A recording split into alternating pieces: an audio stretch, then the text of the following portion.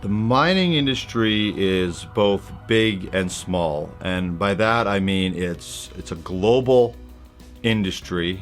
There's all different types of mining, but it's small in the sense that people have been in the industry a long time, and there's fairly small networks that everybody knows everybody.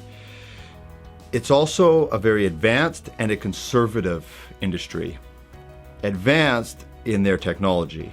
They have everything that you can imagine. It's very adaptable to all the different climates that you mine in, but it's also very conservative in that new ideas and new products are not just going to sail into the market and be introduced. It's going to take time and effort to actually get them into the market.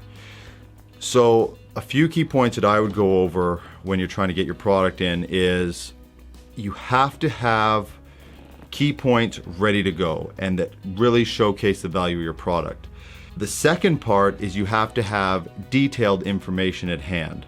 And you need to have both, because in the mining world, you're going to have multiple people making the purchasing decisions. So if you have a purchasing manager, they're going to need those quick points and those key values. But then you might have an engineer that's also making that decision that needs very detailed documentation of how you adapt to different climates and different environments. A way to have all that information ready to go is, as you enter into the industry, document. Take videos, write as much stuff down. You can also release that so you have more content to promote your product with, but also it allows you to answer questions, more detailed questions quicker, and give short value sooner.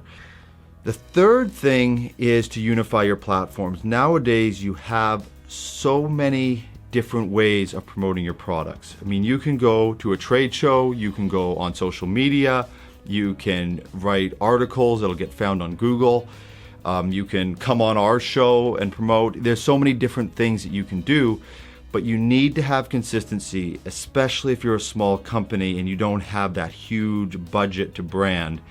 People need to see you from a mile away and know right away, I've seen this before, and know who it is. The fourth thing is partner. If you can find companies that you partner with, again, the industry is small, people know people, everybody kind of knows everybody. So when you can develop good relations with other companies that you can, put your stuff on their site, their stuff can go on yours, you can joint write a article or something like that. It puts you into new markets in a way that people will trust you sooner.